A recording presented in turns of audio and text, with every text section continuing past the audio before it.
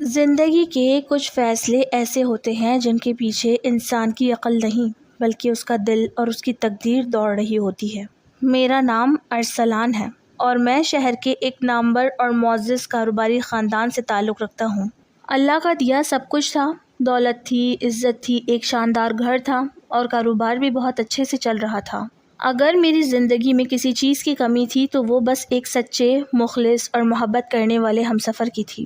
میری عمر 30 سال کے قریب پہنچ رہی تھی اور میری ماں رات دن بس ایک ہی وظیفہ پڑھتی تھی کہ ارسلان اب تمہاری شادی ہو جانی چاہیے، مجھے اپنے گھر میں بچوں کی رونق دیکھنی ہے۔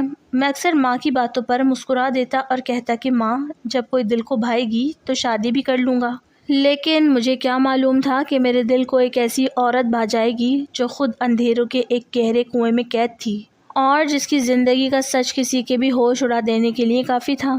ایک شام میں اپنے دفتر سے گھر کی طرف لوٹ رہا تھا کہ میری گاڑی کا ٹائر اچانک پنکچر ہو گیا۔ میں نے گاڑی کو سڑک کے کنارے روکا اور نیچے اترا۔ وہ ایک پرسکون اور تھوڑا پرانا محلہ تھا جہاں پرانے وقتوں کے بڑے بڑے مکانات بنے ہوئے تھے۔ میں نے اپنے ڈرائیور کو فون کیا کہ وہ دوسری گاڑی لے کر آئے کیونکہ اس گاڑی کے ٹائر بدلنے میں وقت لگنا تھا۔ میں سڑک کے کنارے کھڑا انتظار کر رہا تھا کہ تبھی میری نظر سڑک کے دوسری طرف بنے ایک پرانے اور ویران سے گھر پر پڑی۔ اس گھر کا مین گیٹ لکڑی کا تھا اور اس پر رنگ و روغن اڑ چکا تھا، لیکن اس گھر کے دروازے سے ایک ایسی عورت باہر نکلی جسے دیکھ کر میرے دل کی دھڑکن جیسے ایک پل کے لیے رک گئی۔ وہ ماریا تھی۔ ماریا نے سفید رنگ کا سادہ سا لباس پہن رکھا تھا، اس کے بال سیدھے اس کے کندھوں پر بکھرے ہوئے تھے اور اس کے چہرے پر ایک عجیب سا حسن تھا، ایک ایسا سحر تھا جو میں نے آج تک کسی دوسری عورت میں نہیں دیکھا تھا۔ اس کی آنکھیں بہت بڑی اور خوبصورت تھیں، لیکن ان آنکھوں کے اندر ایک گہرا سمندر تھا، ایک ایسی اداسی اور تنہائی تھی جو انسان کو اندر تک جھنجھوڑ دیتی تھی۔ وہ نیچے نظریں کیے ہوئے ہاتھ میں ایک چھوٹا سا تھیلا تھامے دکان کی طرف جا رہی تھی۔ اس کے چلنے کے انداز میں ایک عجیب سی نفاست تھی، لیکن ساتھ ہی ایک خوف بھی تھا، جیسے وہ دنیا سے چھپ کر جی رہی ہو۔ میں اسے دیکھتا ہی رہ گیا، یہاں تک کہ وہ دکان سے سامان لے کر واپس آئی اور اپنے گھر کا دروازہ بند کر لیا۔ دروازہ بند ہونے کے بعد بھی میں کافی دیر تک اس لکڑی کے گیٹ کو گھورتا رہا۔ میرے اندر ایک عجیب سی بے چینی پیدا ہو چکی تھی۔ میں نے زندگی میں بہت سی خوبصورت لڑکیاں دیکھی تھی، لیکن ماریا کے چہرے کی اس معصومیت اور اداسی نے میرے دل پر ایک گہرا نقش چھوڑ دیا تھا۔ اگلے چند دن میرے عجیب گزرے۔ میں ہر شام جان بوجھ کر اسی سڑک سے گزرتا، صرف اسی امید پر کہ مجھے ماریا کی ایک جھلک دیکھنے کو مل جائے۔ کبھی وہ نظر آ جاتی اور کبھی وہ پورا دن گھر سے باہر ہی نہ نکلتی۔ میری یہ بے چینی اب ایک جنون میں بدلنے لگی تھی۔ میں نے فیصلہ کیا کہ میں اس لڑکی کے بارے میں معلومات حاصل کروں گا۔ میں نے اپنے ایک پرانے ملازم کو اس محلے میں بھیجا تاکہ وہ پتہ کرے کہ وہ لڑکی کون ہے اور اس گھر میں کون کون رہتا ہے۔ جب میرا ملازم واپس آیا تو اس نے مجھے جو باتیں بتائیں وہ بہت پراسرار تھیں۔ اس نے بتایا کہ صاحب اس لڑکی کا نام ماریا ہے اور وہ اس بڑے گھر میں بالکل اکیلی رہتی ہے، اس کا کوئی رشتہ دار یا کوئی ملنے والا وہاں نہیں آتا۔ محلے والے اس کے بارے میں بہت عجیب و غریب باتیں کرتے ہیں۔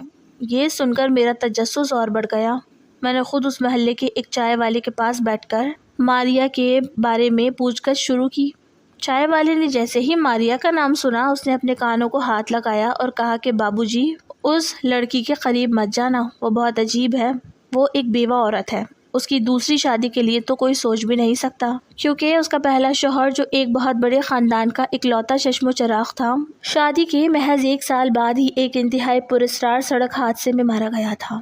لوگ کہتے ہیں کہ وہ لڑکی منحوس ہے، اس کے قدم ہی ایسے ہیں کہ اس نے اپنے ہنستے کھیلتے شوہر کو نگل لیا۔ اس کے بعد سے اس کے سسرال والوں نے اسے دھتکار دیا اور اسے گھر سے نکال دیا۔ اب وہ یہاں اکیلی رہتی ہے، لیکن کہانی یہاں ختم نہیں ہوتی۔ بابو جی محلے والے کہتے ہیں کہ رات کے پچھلے پہر ماریا کے اس بند مکان سے کسی مرد کی آوازیں آتی ہیں۔ محلے والوں کا تو یہی کہنا ہے کہ وہ ایک بد چلن اور بد کردار عورت ہے، اس بلا سے دور ہی رہے تو اچھا ہے۔ ایسی عورتیں نہ خود بستی ہیں نہ دوسروں کو بسنے دیتی ہیں۔ محلے والے تو خود چاہتے ہیں کہ کسی طرح اسے محلے سے نکال دیں۔ کچھ لوگوں کا تو کہنا ہے کہ اس پر بھوت پریت کا سایہ ہے۔ اکثر وہ گھر سے باہر نکلتی ہے تو محلے کے آوارہ کتے اس کے پیچھے پیچھے چلنے لگتے ہیں۔ کئی بار تو میں نے خود دیکھا ہے وہ صرف کتوں کے لیے گھر سے باہر نکلتی ہے اور انہیں کھانا ڈال کر پھر واپس چلی جاتی ہے۔ اس کے گھر میں کوئی انسان جائے یا نہ جائے کتے ضرور جاتے ہیں، ضرور کسی کالے جادو میں ہے یہ عورت۔ چائے والے کی باتیں سن کر میرے رونگٹے کھڑے ہو جانے چاہیے تھے، لیکن عجیب بات یہ تھی کہ میرے دل میں ماریا کے لیے خوف نہیں بلکہ ہمدردی اور زیادہ بڑھ گئی۔ میں ایک پڑھا لکھا اور سمجھدار انسان تھا، میں ان جاہلانہ باتوں اور توہم پرستی پر یقین نہیں رکھتا تھا۔ مجھے لگا کہ یہ معاشرہ کتنا ظالم ہے کہ ایک بے سہارا خوبصورت اور بیوہ عورت پر اتنے گھنونے الزامات لگا رہا ہے۔ ایک لڑکی کا شوہر مر گیا تو اس میں اس کا کیا قصور تھا؟ اور جہاں تک رات کو آوازیں آنے کا تعلق ہے تو اکیلا انسان اکثر اپنے آپ سے باتیں کرتا ہے یا روتا ہے، جسے لوگوں نے بھوت پریت کا نام دے دیا تھا۔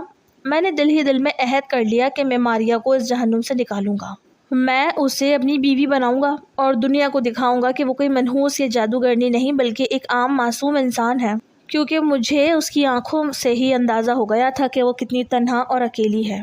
میرا دل خود بخود اس کے لیے دھڑکنے لگا تھا۔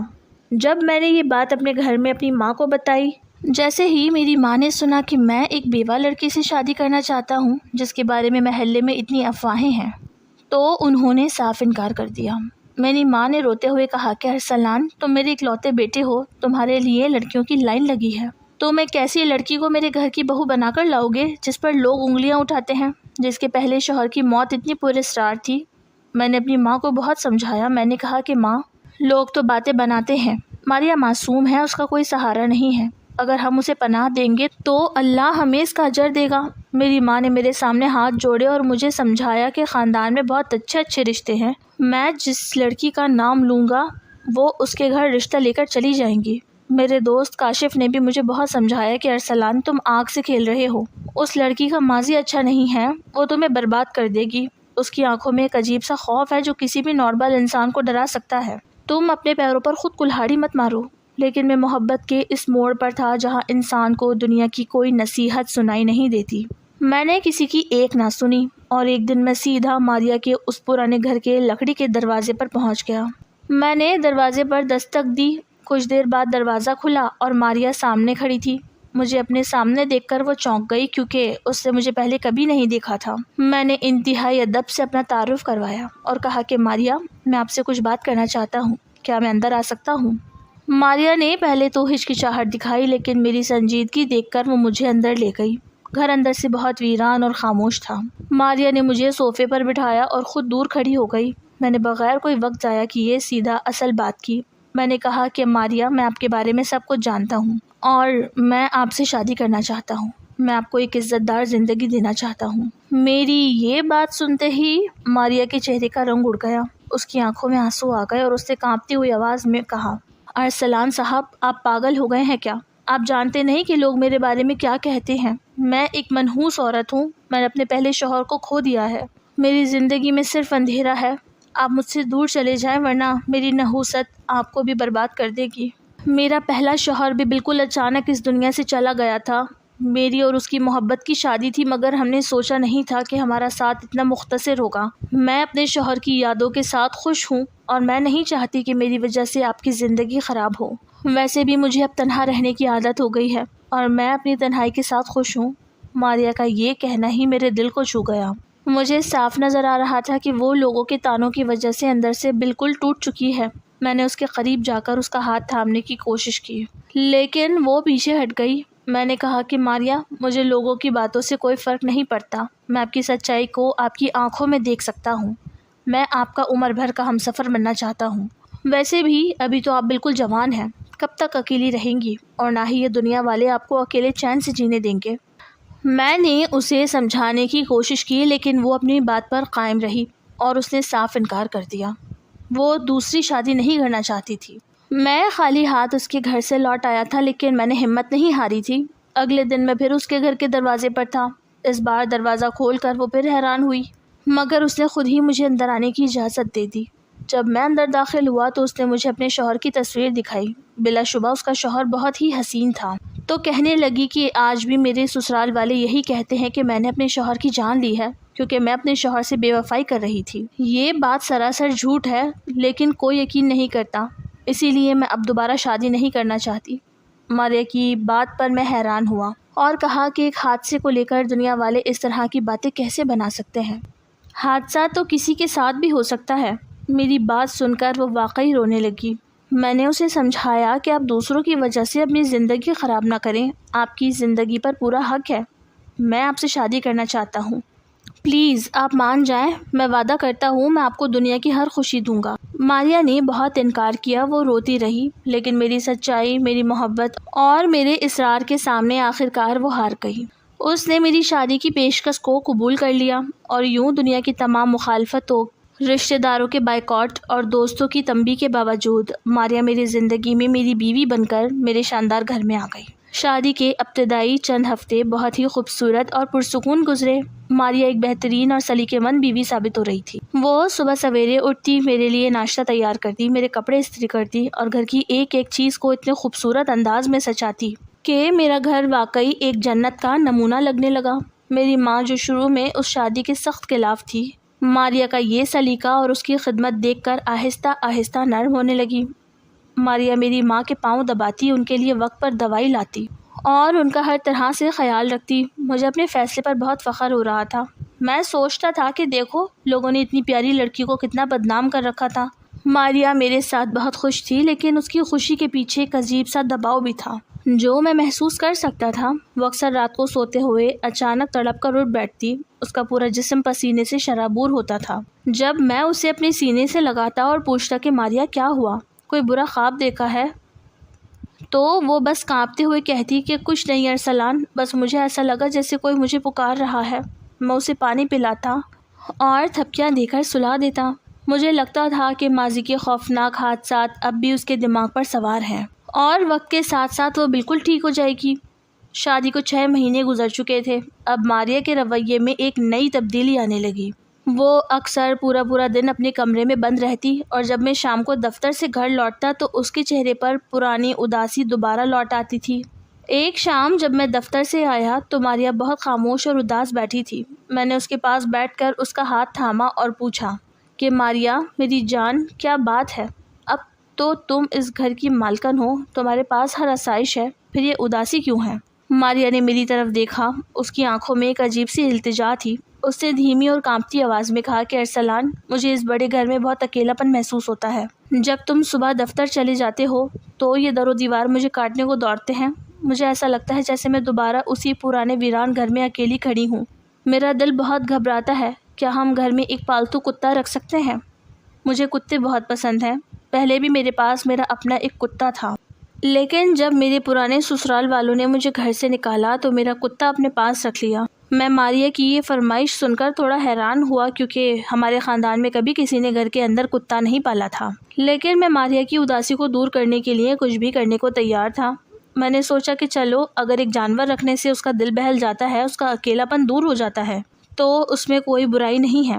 میں نے ماریا سے کہا کہ ٹھیک ہے میری جان، اگر تمہاری یہی خوشی ہے تو میں کل ہی تمہارے لیے ایک بہت اچھا کتا لے آؤں گا۔ اگلے ہی دن میں نے اپنے ایک قریبی دوست سے رابطہ کیا جو جرمن شیفرڈ نسل کے بہت مہنگے اور نایاب کتے امپورٹ کر کے بیچتا تھا۔ میں نے اس سے ایک بہت ہی خوبصورت، طاقتور اور خالص جرمن شیفرڈ نسل کا کتا خریدا، جس کی قیمت لاکھوں میں تھی۔ وہ کتا دیکھنے میں بہت روبدار تھا، اس کا رنگ کالا اور بھورا تھا اور اس کی آنکھیں بہت ہوشیار تھیں۔ جب میں وہ کتا لے کر گھر پہنچا تو ماریا اسے دیکھ کر اتنی خوش ہوئی کہ اس کی آنکھوں میں چمک آ گئی۔ اس نے فوراً آگے بڑھ کر اس کتے کو اپنے گلے سے لگا لیا اور پچکارتے ہوئے کہا کہ تمہارا نام آج سے ٹائیگر ہے۔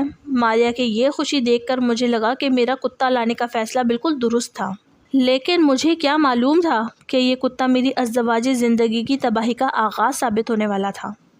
ٹائیگر کی آمد کے بعد ماریا کی زندگی بالکل بدل گئی، لیکن یہ بدلاؤ میرے لیے بہت تکلیف دہ تھا۔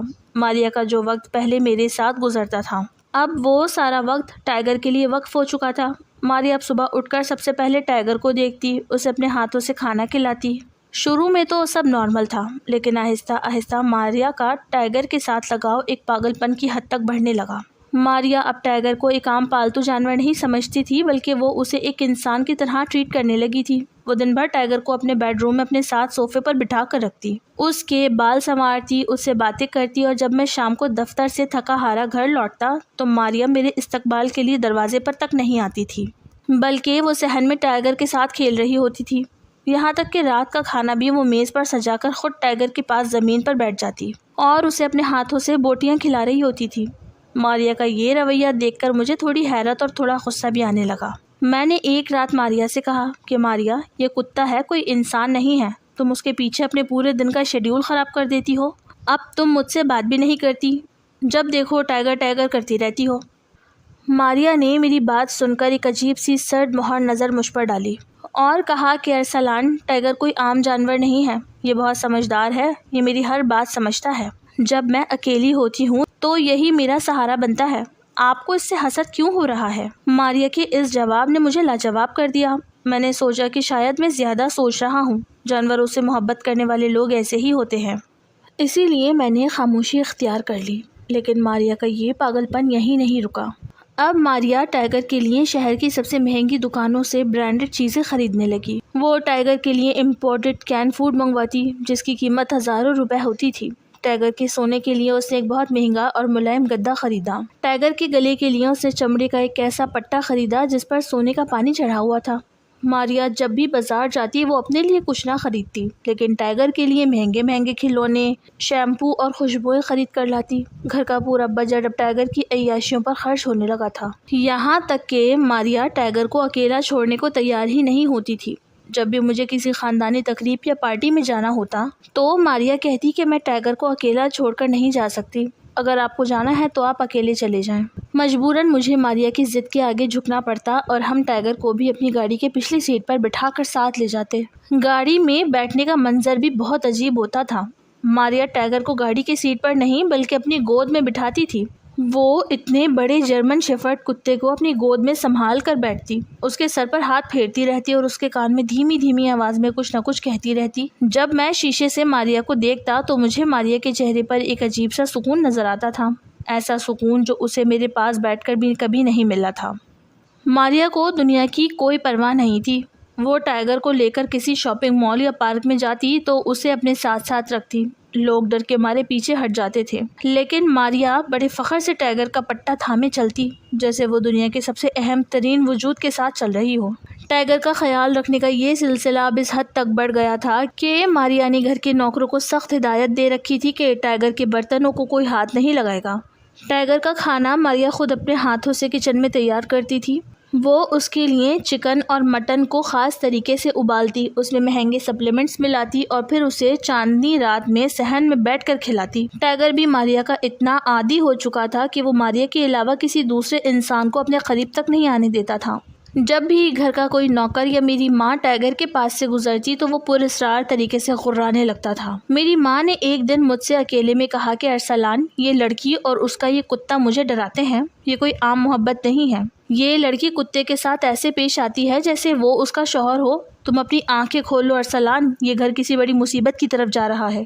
ماں کی بات سن کر میرے دل میں ایک دم دھچکا لگا۔ میں نے سوچا کہ ماں پرانی سوچ کی ہیں، اسی لیے وہ جانوروں کی محبت کو نہیں سمجھ پا رہی، لیکن اندر ہی اندر میرے اپنے دل میں بھی ایک شک کا بیج بویا جا چکا تھا۔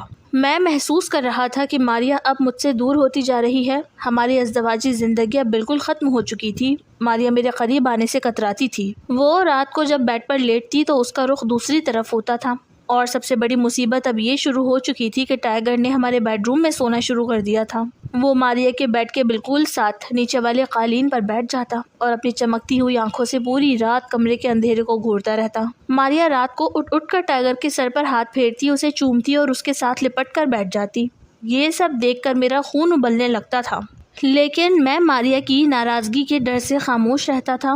مجھے لگ رہا تھا کہ میں اپنے ہی گھر میں ایک فالتو انسان بن چکا ہوں اور اس گھر کا اصل مالک وہ کتا ٹائگر بن چکا ہے۔ دن بدن مجھے اس کتے سے نفرت ہوتی جا رہی تھی اور ساتھ ہی دل و دماغ میں عجیب سے خیالات آ رہے تھے۔ واقعی شک ایک ایسا دیمک ہے جو ہنستے کھیلتے انسان کے دماغ اور اس کے وجود کو اندر سے کھوکھلا کر دیتا ہے۔ ماریا اور ٹائگر کا وہ پراسرار رشتہ اب میرے دماغ پر ایک بوجھ بن چکا تھا۔ دن گزرتے جا رہے تھے اور گھر کے اندر کی گھٹن بڑھتی جا رہی تھی۔ میں نے محسوس کیا کہ اب ماریا مجھے صرف ایک اجنبی کی طرح دیکھتی تھی۔ اس کی آنکھوں میں میرے لیے کوئی جذبہ، کوئی محبت نہیں بچی تھی۔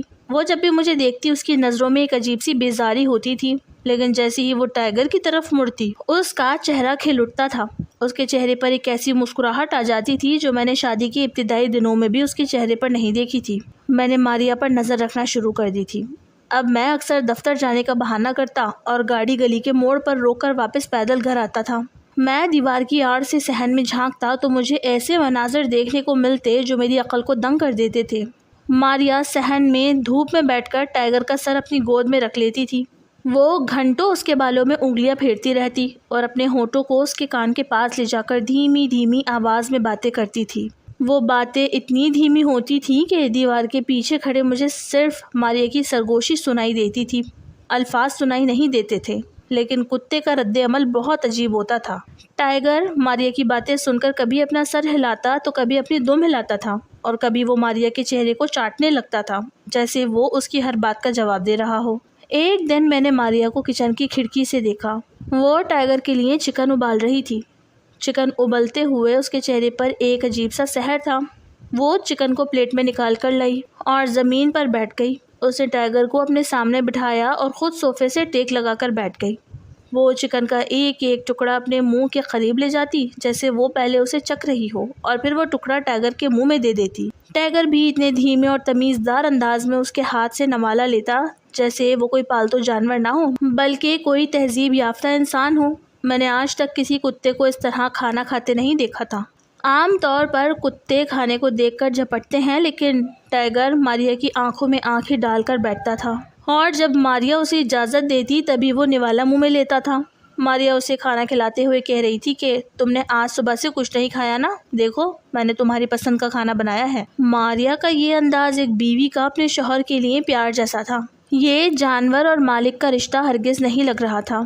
میرا شک اب ایک گہرے خوف میں بدلنے لگا تھا۔ ماریا کا یہ پاگل پن رات کے وقت اور بھی زیادہ ہولناک ہو جاتا تھا۔ ایک رات میں جان بوجھ کر جاگتا رہا۔ میں نے اپنی آنکھیں آدھی بند کر رکھی تھی تاکہ ماریا کو لگے کہ میں سو رہا ہوں۔ کمرے میں صرف زیرو کا نیلا بلب جل رہا تھا جس کی ہلکی سی روشنی بیڈ پر پڑ رہی تھی۔ آدھی رات کے وقت جب پورا گھر خاموشی کے سمندر میں ڈوبا ہوا تھا، ماریا بیڈ پر آہستہ سے اٹھی۔ اس نے میری طرف دیکھا، یہ یقین کرنے کے لیے کہ میں سو رہا ہوں یا نہیں۔ جب اسے لگا کہ میں گہری نیند میں ہوں تو وہ بیڈ سے نیچے اتری۔ وہ نیچے قالین پر ٹائیگر کے پاس بیٹھ گئی۔ ٹائیگر پہلے ہی جاگ رہا تھا۔ ماریا نے اپنے دونوں ہاتھ ٹائیگر کے چہرے پر رکھے اور اپنا ماتھا اس کے ماتھے سے ٹکا دیا۔ وہ دونوں اس پوزیشن میں کافی دیر تک کھڑے رہے۔ کمرے میں صرف ماریا کے سسکنے کی آواز آ رہی تھی۔ وہ رو رہی تھی، وہ ٹائیگر کے گلے لگ کر رو رہی تھی، اور کتا اپنے اگلے دونوں پنجے ماریا کے کندھوں پہ رکھے ہوئے تھا جیسے وہ اسے دلاسا دے رہا ہو۔ یہ منظر دیکھ کر میری ریڑھ کی ہڈی میں ایک سرد لہر دوڑ گئی۔ میرا دل اتنی تیزی سے دھڑکنے لگا کہ مجھے لگا ماریا کو میری دھڑکن سنائی دے جائے گی۔ میں نے اپنی مٹھیاں بھینچ لی اور کسی طرح اپنے غصے پر قابو پایا۔ اگلے دن میں نے ماریا سے سیدھا سوال کرنے کا فیصلہ کیا۔ جب میں صبح ناشتے کی میز پر بیٹھا تو ماریا نے میرے سامنے چائے کا کپ رکھا۔ اس کا چہرہ ہمیشہ کی طرح پرسکون تھا۔ میں نے چائے کا گھونٹ لیا اور بہت سنجیدہ آواز میں کہا کہ ماریا، آخر یہ سب کیا ہے؟ ماریا نے چونک کر میری طرف دیکھا اور پوچھا کہ کیا مطلب ارسلان؟ میں نے کہا کہ ماریا، تم رات کو کتے کے ساتھ نیچے قالین پر بیٹھ کر کیوں رو رہی تھی؟ تم اس جانور کے گلے لگ کر کس کو یاد کر رہی تھی؟ ماریا کا چہرہ یکدم سفید پڑ گیا۔ اس کے ہاتھ سے چمچ چھوٹ کر پلیٹ میں گرا جس سے ایک تیز آواز پیدا ہوئی، لیکن اس نے فوراً اپنے جذبات پر قابو پایا اور اپنی نظریں جھکا لیں۔ اس نے سرد آواز میں کہا کہ ارسلان، آپ کا دماغ خراب ہو گیا ہے۔ آپ کو رات کو وہم ہوتے ہیں۔ میں تو رات کو اٹھی بھی نہیں تھی، میں تو پوری رات سوتی رہی ہوں۔ آپ کو شاید کوئی برا خواب آیا ہے۔ ماریا کا یہ صاف مکر جانا میرے غصے کو بھڑکا دینے کے لیے کافی تھا، لیکن میں نے خود کو سنبھالا۔ میں سمجھ گیا کہ یہ عورت اتنی آسانی سے سچ نہیں اگلے گی، یہ اپنے پیچھے کوئی بہت بڑا راز چھپائے ہوئے ہے۔ میں اس دن دفتر گیا لیکن میرا دماغ کام میں بالکل نہیں لگ رہا تھا۔ میرے سامنے ماریا کا وہ چہرہ اور کتے کی وہ چمکتی ہوئی آنکھیں گھوم رہی تھیں۔ ماریا کا وہ جھوٹ میرے دل میں ایک تیر کی طرح چبھا تھا۔ میں نے سوچا کہ اگر میں نے اس راز کا پتہ نہ لگایا تو میں پاگل ہو جاؤں گا۔ اسی پریشانی میں گلیوں میں گھوم رہا تھا کہ مجھے اپنے دوست کاشف کا خیال آیا۔ کاشف نے مجھے شادی سے پہلے ہی خبردار کیا تھا کہ اس عورت کے بند کمرے سے رات کو آوازیں آتی ہیں۔ میں سیدھا کاشف کے پاس پہنچا۔ کاشف مجھے اس حالت میں دیکھ کر گھبرا گیا۔ اس نے مجھے پانی پلایا اور پوچھا کہ ارسلان، کیا ہوا؟ تمہارا چہرہ کیوں اترا ہوا ہے؟ میں نے کاشف کے سامنے اپنا پورا دل کھول کر رکھ دیا۔ میں نے اسے ماریا کا کتے کے ساتھ وہ عجیب سلوک، گاڑی میں اسے گود میں بٹھانا، اس کے لیے مہنگی چیزیں خریدنا اور رات کو اس کے گلے لگ کر رونا، سب کچھ سچ سچ بتا دیا۔ کاشف نے میری بات بہت غور سے سنی۔ اس کے چہرے پر ایک گہری تشویش پھیل گئی۔ اس نے کہا کہ ارسلان، میں نے تمہیں پہلے ہی کہا تھا کہ وہ لڑکی کوئی عام لڑکی نہیں ہے، اس کا ماضی اس کے ساتھ چل رہا ہے، وہ کتا صرف ایک جانور نہیں ہے، ماریا کا اس کے ساتھ کوئی ایسا رشتہ ہے جو ہماری عقل سے باہر ہے، وہ تمہیں دھوکہ دے رہی ہے، ہو سکتا ہے کہ اپنی تنہائی ختم کرنے کے لیے وہ اسے استعمال کرتی ہو۔ دوست کی یہ بات سن کر میرے ہوش اڑے تھے۔ میں نے فوراً نفی میں سر ہلایا اور کہا کہ نہیں، یہ ممکن نہیں ہے۔ میرا دوست ہنسا اور کہنے لگا، اتنے عرصے تک بھی تو وہ اپنے گھر میں اکیلی تھی اور میں نے سنا تھا کہ اس کے گھر سے صرف کتے ہی آتے جاتے تھے۔ اگر تم اس سچائی کو اپنے سامنے لانا چاہتے ہو تو تمہیں میری ایک بات ماننی ہوگی۔ میں نے بے چینی سے پوچھا کہ کاشف، مجھے بتاؤ میں کیا کروں، میں اس گھٹن میں مزید نہیں جی سکتا۔ تو کاشف نے اپنی جیب سے ایک چھوٹی سی کالی چیز نکالی، وہ ایک عام الیکٹرانک گھڑی تھی۔ کاشف نے کہا کہ یہ کوئی عام گھڑی نہیں ہے ارسلان، اس کے اندر ایک بہت ہی طاقتور HD خفیہ کیمرہ لگا ہوا ہے۔ اس کا لینس اتنا چھوٹا ہے کہ ماریا تو کیا کوئی بھی انسان اسے دیکھ کر شک نہیں کر سکتا۔ اس کا کنیکشن وائی فائی سے ہوتا ہے۔ تم اسے اپنے بیڈ روم میں کسی ایسی جگہ فٹ کر دو جہاں سے پورا بیڈ اور کمرے کا فرش صاف نظر آئے۔ اس کا لنک اپنے موبائل میں کر لو۔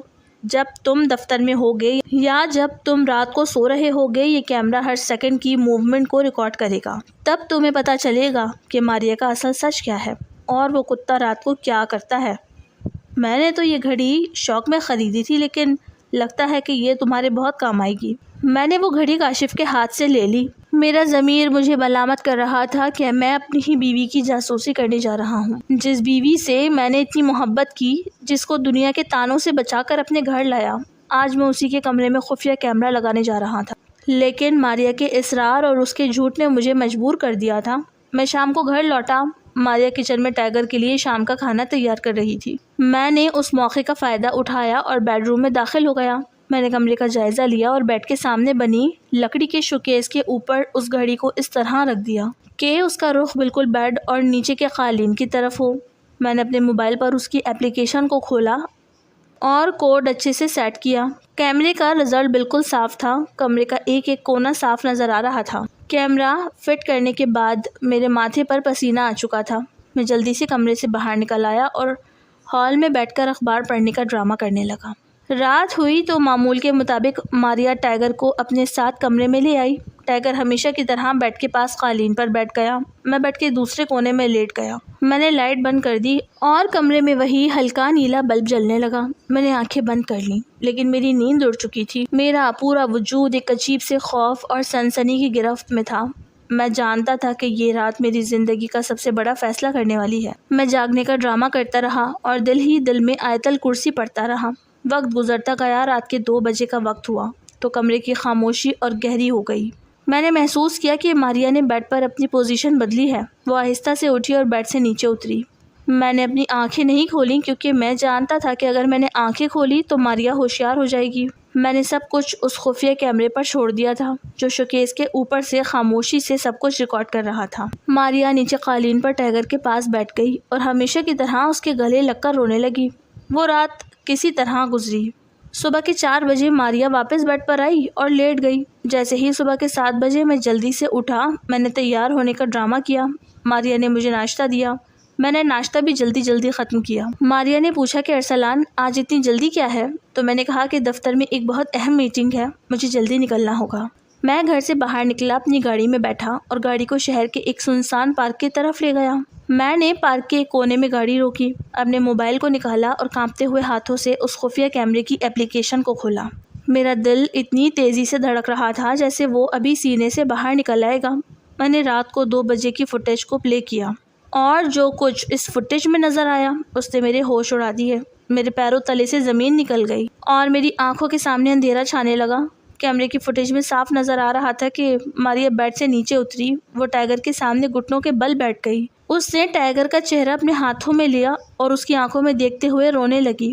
ماریا کی آواز کیمرے کے مائک نے بالکل صاف ریکارڈ کی تھی۔ ماریا کتے سے کہہ رہی تھی کہ عدنان، تم واپس آ گئے نا؟ مجھے معلوم تھا تم مجھے چھوڑ کر کہیں نہیں جا سکتے۔ تم اس کتے کے روپ میں میرے پاس واپس آئے ہو نا عدنان؟ ماریا کتے کو اپنے پہلے شوہر کے نام سے پکار رہی تھی۔ وہ رو رو کر کہہ رہی تھی کہ عدنان، مجھے اس گھر میں بہت ڈر لگتا ہے۔ یہ ارسلان بہت اچھا ہے لیکن یہ تم نہیں ہو، میرا شوہر صرف تم ہو۔ تم مجھے ارسلان کے قریب کیوں نہیں جانے دیتے؟ اچھا کرتے ہو تم اس پر بھونکتے ہو، جب بھی وہ میرے قریب آنے کی کوشش کرتا ہے تم اس پر غراتے ہو۔ مجھے بھی اس کا قریب آنا اچھا نہیں لگتا۔ عدنان، تم بس میرے پاس رہا کرو، میں کسی دوسرے مرد کو اپنے جسم کو ہاتھ نہیں لگانے دوں گی۔ ماریا اس کتے کے سامنے ایسے گڑ گڑا رہی تھی جیسے وہ کسی انسان کے سامنے بات کر رہی ہو، اور سب سے زیادہ خوفناک بات یہ تھی کہ وہ جرمن شیفرڈ کتا بالکل خاموش ہو کر ماریا کی ایک ایک بات سن رہا تھا۔ وہ اپنے پنجے ماریا کے ہاتھوں پر رکھ دیتا تھا، اور جب ماریا روتی تو وہ اپنے منہ سے اس کے آنسو چاٹنے لگتا تھا، جیسے وہ واقعی ماریا کی ہر بات کو سمجھ رہا ہو اور اس کے دکھ کو محسوس کر رہا ہو۔ یہ ویڈیو دیکھ کر میری روح کانپ اٹھی، میرے ماتھے پر پسینے کے قطرے نمودار ہو گئے۔ مجھے سمجھ نہیں آ رہا تھا کہ میں کیا دیکھ رہا ہوں۔ کیا میری بیوی ایک جانور کے ساتھ پاگل پن کی حد تک جا چکی ہے، یا یہ کوئی جادو ٹونا ہے؟ کیا واقعی اس کتے کے اندر ماریا کے پہلے شوہر کی روح آ چکی ہے؟ میرا دماغ معوف ہو چکا تھا۔ غصہ، صدمہ اور خوف، یہ تینوں جذبات ایک ساتھ میرے اندر ابل رہے تھے۔ میں نے گاڑی اسٹارٹ کی اور ایک انتہائی تیز رفتاری سے گھر کی طرف دوڑا۔ میرے ذہن میں بس ایک ہی بات تھی کہ آج مجھے اس تماشے کا انجام کرنا ہے۔ میں جھٹکے سے گھر کا دروازہ کھول کر اندر داخل ہوا۔ ماریا ہال میں بیٹھی ٹائیگر کے بال صاف کر رہی تھی۔ مجھے اس وقت گھر واپس دیکھ کر وہ حیران ہو گئی۔ اس نے پوچھا کہ ارسلان، آپ تو کہہ رہے تھے کہ کوئی اہم میٹنگ ہے، آپ اتنی جلدی واپس کیسے آ گئے؟ میں نے ماریا کی بات کا کوئی جواب نہیں دیا۔ میں نے آگے بڑھ کر ٹائیگر کا پٹا جھٹکے سے پکڑا اور اسے کھینچتا ہوا باہر صحن کی طرف لے جانے لگا۔ ماریا چلائی کہ ارسلان، یہ کیا کر رہے ہو؟ ٹائیگر کو درد ہو رہا ہے، اسے چھوڑو۔ میں نے ماریا کو ایک زوردار دھکا دیا اور کہا کہ خاموش ہو جاؤ ماریا، آج اس کتے کا اور تمہارا فیصلہ ہو کر رہے گا۔ میں نے ٹائیگر کو باہر لے جا کر لوہے کی مضبوط زنجیر سے باندھ دیا۔ کتا باہر بری طرح غرانے لگا اور بھونکنے لگا۔ ماریا بھاگتی ہوئی باہر آئی، اس کی آنکھوں میں غصہ اور نفرت تھی۔ اس نے کہا کہ تمہاری جرت کیسے ہوئی ٹائیگر کو ہاتھ لگانے کی؟ اسے ابھی کھولو ورنہ اچھا نہیں ہوگا۔ میں نے اپنا موبائل جیب سے نکالا اور وہ ویڈیو ماریا کے چہرے کے سامنے کر دی۔ میں نے ویڈیو پلے کر دی۔ جیسے ہی ماریا نے موبائل کی اسکرین پر خود کو کتے کے سامنے گھٹنوں کے بل بیٹھے دیکھا اور اپنی ہی آواز سنی کہ عدنان، تم اس کتے کے روپ میں واپس آ گئے ہو، تو ماریا کے پاؤں تلے سے زمین نکل گئی۔ اس کا پورا غصہ ایک سیکنڈ میں غائب ہو گیا اور اس کا چہرہ ایسے زرد ہو گیا جیسے اس کے جسم سے پورا خون نچوڑ لیا گیا ہو۔ وہ وہیں صحن کے فرش پر بیٹھ گئی، اس کی ہچکیاں بند گئی، وہ پھوٹ پھوٹ کر رو پڑی۔ اس نے اپنے دونوں ہاتھ جوڑ لیے اور روتے ہوئے میرے پیر پکڑ لیے۔ اس نے کہا کہ ارسلان، مجھے معاف کر دو، میں گناہ گار ہوں، لیکن میں جھوٹ نہیں بول رہی۔ اس کتے کے اندر واقعی میرے پہلے شوہر عدنان کی روح آتی ہے۔ وہ رات کو مجھ سے باتیں کرتا ہے، وہ مجھے کہتا ہے کہ میں تمہارے قریب نہ آؤں، اگر میں تمہارے قریب جاؤں گی تو وہ ناراض ہو جائے گا۔ ارسلان، میں مجبور ہوں، میں عدنان سے بہت محبت کرتی تھی، میں اسے نہیں بھول سکتی۔ ماریا کی یہ بات سن کر میرے غصے کی جگہ ایک گہری حیرت اور خوف نے لے لی۔ میں نے ماریا کی آنکھوں میں دیکھا، وہاں کوئی مکر، کوئی بے وفائی نہیں تھی، بلکہ وہاں سراسر ایک پاگل پن تھا، ایک ایسا وہم تھا جو ماریا کے پورے وجود کو اپنے اندر نگل چکا تھا۔ مجھے اب سمجھ آیا کہ یہ معاملہ کسی جادو ٹونے یا بے وفائی کا نہیں ہے، بلکہ یہ عورت ذہنی طور پر شدید بیمار ہے۔ اس کا دماغ حقیقت کو قبول کرنے سے انکار کر چکا ہے۔ میں نے غصے کو تھوکا، ماریا کو زمین سے اٹھایا اور اسے صوفے پر بٹھایا۔ میں نے کہا کہ ماریا، تم میرے ساتھ چلو گی، میں تمہیں کسی کے پاس لے جا رہا ہوں۔ میں ماریا کو اس وقت گاڑی میں بٹھا کر شہر کے سب سے بڑے ماہر نفسیات ڈاکٹر کامران کے پاس لے گیا۔ ڈاکٹر کامران ذہنی امراض کے بہت بڑے ماہر تھے۔ میں نے ڈاکٹر کامران کو اکیلے میں وہ ساری ویڈیوز دکھائی اور ماریا کو پورا پس منظر بتایا کہ اس کا پہلا شوہر 1 سال پہلے مر چکا ہے اور لوگ اسے منحوس کہتے ہیں۔ ڈاکٹر کامران نے ویڈیو بہت غور سے دیکھی۔ اس کے چہرے پر ایک سنجیدہ تاثر ابھر آیا۔ انہوں نے ماریا کو اپنے کمرے میں بلایا اور مجھ سے کہا کہ ارسلان صاحب، آپ باہر انتظار کریں، مجھے ماریا سے اکیلے میں بات کرنی ہے۔ میں تقریباً 2 گھنٹے باہر کوریڈور میں دل پر ہاتھ رکھے بیٹھا رہا۔ اندر ماریا کے رونے کی آوازیں آ رہی تھیں۔ 2 گھنٹے بعد ڈاکٹر کامران نے مجھے اندر بلایا۔ ڈاکٹر کامران نے گہرا سانس لیا اور کرسی پر پیچھے ٹیک لگا کر بیٹھ گئے۔ انہوں نے مجھ سے کہا کہ ارسلان صاحب، آپ کی بیوی کسی روح، کسی بھوت یا کسی جادو کا شکار نہیں ہے، بلکہ وہ ایک شدید ترین نفسیاتی مرض کا شکار ہے، جسے طبی زبان میں شدید نفسیاتی ٹراما اور وہم کا عارضہ کہتے ہیں۔ میں نے پوچھا کہ ڈاکٹر صاحب، یہ کیا ہوتا ہے اور ماریا کتے میں اپنے پہلے شوہر کو کیوں دیکھتی ہے؟ تو ڈاکٹر نے جو سچ بتایا وہ اس معاشرے کے منہ پر ایک بہت بڑا تمانچہ تھا۔ ڈاکٹر کامران نے کہا کہ ارسلان صاحب، ماریا کے پہلے شوہر کی موت کے بعد اس کے سسرال والوں نے اور اس کے محلے کے جاہل لوگوں نے ماریا پہ اتنے ظلم کیے، اسے اتنے تانے دیے کہ تم منحوس ہو، تمہارے قدم برے ہیں، تم نے اپنے ہنستے کھیلتے شوہر کو نگل لیا کہ اس معصوم لڑکی کا لاشعور یہ صدمہ اور مجرمانہ احساس برداشت نہیں کر سکا۔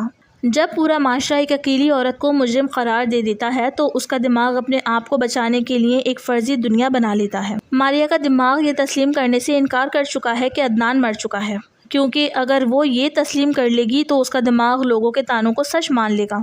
اسی لیے اس کے لاشعور نے عدنان کی یاد کو زندہ رکھنے کے لیے اس پالتو کتے ٹائیگر کو ایک مہرہ بنا لیا۔ جب آپ نے اسے یہ کتا لا کر دیا تو ماریہ کو انسانوں سے تو صرف نفرت اور دھتکار ملی تھی، لیکن اس بے زبان جانور نے اسے پیار دیا۔ ماریہ کے بیمار دماغ نے اس پیار کو عدنان کی محبت سمجھ لیا، اور اس کا وہم اس حد تک بڑھ گیا کہ وہ اب ٹائیگر کے اندر اپنے شوہر کا عکس دیکھتی ہے۔ وہ رات کو جو باتیں کرتی ہے وہ دراصل اس کا اپنا دماغ اس سے کہلوا رہا ہوتا ہے۔ کتے کے اندر کوئی روح نہیں ہے، وہ صرف ماریہ کی پیار کا جواب اپنے جانوروں والے انداز میں دے رہا ہے، لیکن ماریہ کا دماغ اسے انسانی رد عمل سمجھ رہا ہے۔ یہ ایک بہت ہی گہرا اور خطرناک نفسیاتی مریض بن چکی ہے جسے فوری علاج اور شدید محبت کی ضرورت ہے۔ ڈاکٹر کامران کی یہ باتیں سن کر میری آنکھوں سے آنسو جاری ہو گئے۔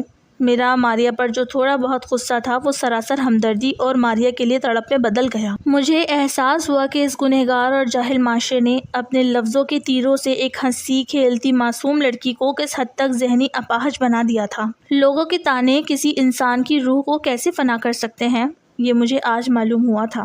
میں نے ڈاکٹر کامران کا شکریہ ادا کیا اور ماریہ کو لے کر گھر واپس آ گیا۔ میں نے ماریہ کا ہاتھ اپنے دونوں ہاتھوں میں لیا اور اس کی آنکھوں میں دیکھ کر کہا کہ ماریہ، میں تمہارا مجرم نہیں ہوں اور نہ ہی تم منحوس ہو، تم ایک معصوم انسان ہو۔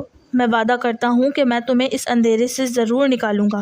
میں نے اسی ہفتے اپنا وہ شاندار گھر چھوڑ دیا اور ماریہ کو لے کر ایک دوسرے بڑے شہر منتقل ہو گیا، جہاں کوئی ماریہ کے ماضی کو نہیں جانتا تھا، جہاں کوئی اسے طعنہ دینے والا نہیں تھا۔